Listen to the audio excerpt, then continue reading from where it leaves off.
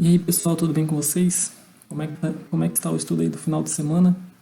Pessoal, está no final de semana aí, pode te ajudar durante a semana, mas vamos estudar aí as coisas que realmente vão fazer uma mudança significativa no seu operacional aí durante a semana. Não fica todo final de semana aí estudando e reestudando coisas que não funcionam. Não fica estudando e tentando estudar de novo alguma coisa que você já fez e deu errado, porque pode ser que ela não funcione para você. Tente encaixar o seu operacional outra situação e bola para frente. No vídeo de hoje eu vou apresentar para vocês 3 coisas para você tomarem cuidado aí no day trade. São 3 coisas que eu gostaria de ter ouvido antes de eu estudar apenas gráfico, porque para mim o importante era saber todos os nomes dos candles, todas as formações possíveis e depois ir para o gráfico sabendo disso. E para mim não funcionou. Para quem funciona, beleza, continua seguindo no caminho do que funciona. Se não está funcionando, esse vídeo pode ser para você, hein? Primeira coisa, volume, pessoal, volume.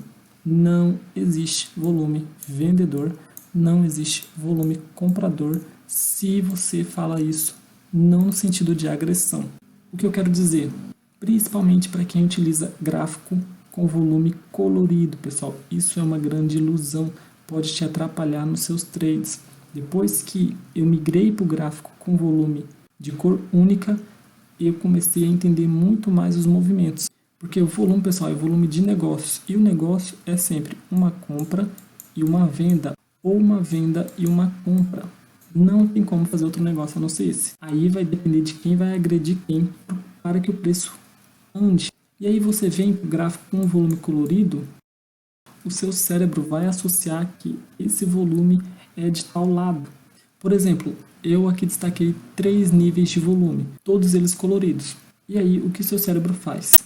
Temos um movimento de baixa, rompimento do fundo com barra vermelha, com volume vermelho, seu cérebro associando tudo, venda, venda, venda, você vende e o mercado volta.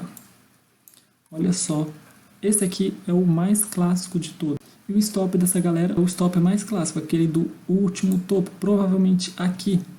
E esse stop já pode justificar o volume do nível 2. Pegou exatamente nessa barra, ou seja, é uma barra onde nesse momento entrou grande volume de negócios decorrentes dos stops do pessoal que abriu operação lá no fundo. E pessoal, essa primeira parte aqui do gráfico eu analisei no meu último vídeo e dá para identificar assim o que aconteceu nessa baixa e o que aconteceu nessa alta.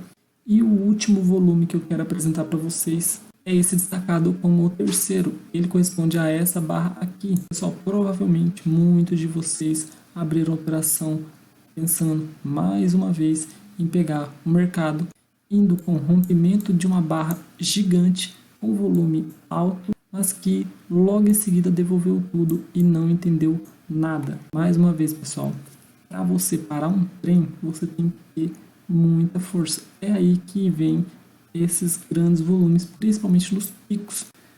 Esse de baixa e esse outro de baixa.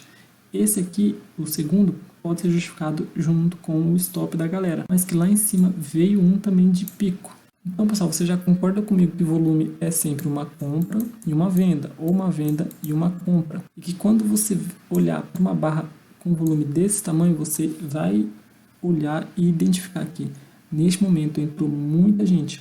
Muito negócio foi realizado. Pode ser muito negócio tanto a favor do movimento, como muito negócio contra o movimento. E se for contra, o mercado vai voltar. Então aí você para de associar um volume colorido com o movimento. Não funciona assim. Poderia passar muito mais tempo explicando sobre o volume, mas eu só queria mostrar essa primeira parte. Volume com cor não é associado ao movimento.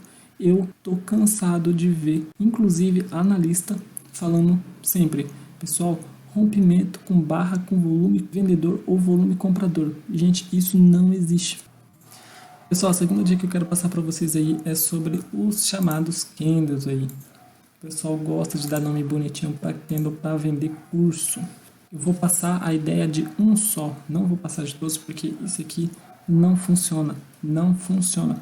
Você vai ficar passando finais e finais de semana estudando um monte de candles, um monte de representação gráfica e não vai sair do lugar. O chamado candle de decisão, pessoal, ele é mais ou menos uma formação assim, ou assim, ou assim, ou assim, também chamada aí de doji. Aí eu te pergunto, vocês acham mesmo que chega um momento do dia que o banco lá, ele para e pensa assim, nossa, agora eu estou indeciso se eu vou comprar, se eu vou vender? Vocês acham que isso acontece? Vocês acham que chega um momento assim? Pois eu acredito que não, hein? Os candles, pessoal, nada mais é do que uma representação gráfica que tem toda a história aí por trás, e como os candles são temporais, ou seja, cada candle tem um certo limite de tempo para acontecer, as formações que ocorrem em cima dele nada mais nada menos é do que uma coincidência que ocorreu naquele período. Por exemplo, esse candle aqui, pessoal, é o candle de 1 hora.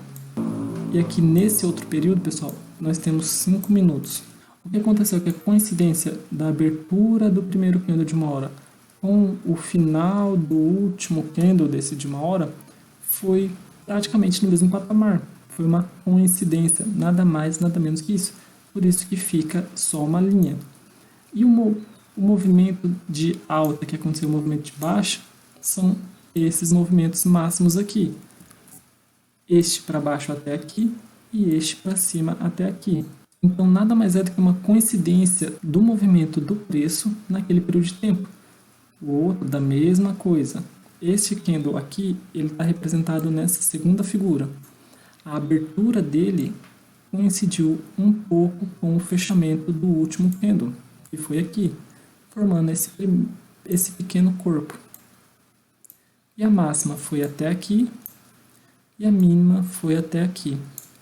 É nada mais, nada menos que uma coincidência, pessoal. Aí eu falo para vocês, pessoal, o gráfico ele é uma representação do preço, ele é uma representação dos negócios que foram realizados naquele período, só para deixar bonitinho. E para deixar mais bonitinho ainda, coloca o nome e um monte de coisas para que eles consigam vender curso para vocês. E por fim, eu quero falar, gente, esse aqui é campeão. O mercado não vai respeitar as suas linhas.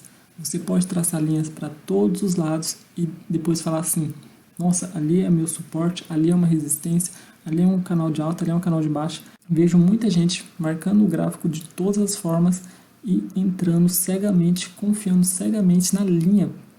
Aí eu fico imaginando também, será que o banqueiro lá na mesinha dele ele tá olhando assim, de repente ele imagina, nossa, deve ter uma linha ali, não vou mais poder nem comprar nem vender, porque não vai poder passar aquela linha. Não existe isso, pessoal. Usem as linhas aí como referência para vocês terem uma noção de como o preço reagiu em um certo momento, mas não como decisão final. Peço inclusive para vocês acrescentarem o estudo de vocês, para quem utiliza gráfico seco, o estudo de times and trades, que vocês vão identificar momentos em que o preço está prestes a romper ou momentos em que o preço pode segurar numa determinada região. É uma coisa que vem funcionando muito bem para mim e possa ser a chave para vocês. Porque eu também já fui aquela pessoa que estudava só gráfico, que estudava gráfico seco, que traçava a linha para todos os lados, que achava que o mercado ia respeitar. Eu tinha a grande sorte do mercado nunca respeitar. Mas se você se identificar com o que eu estou passando, talvez seja a hora de você parar de ficar só com um gráfico seco e ir acrescentar um outro estudo ao seu operacional. Pode ser a sua virada de chave. E é isso, pessoal, que eu queria apresentar hoje para vocês aí. Estudo de final de semana, que você procure coisas que vá funcionar para você. Desejar aí para vocês um bom final de semana e até segunda.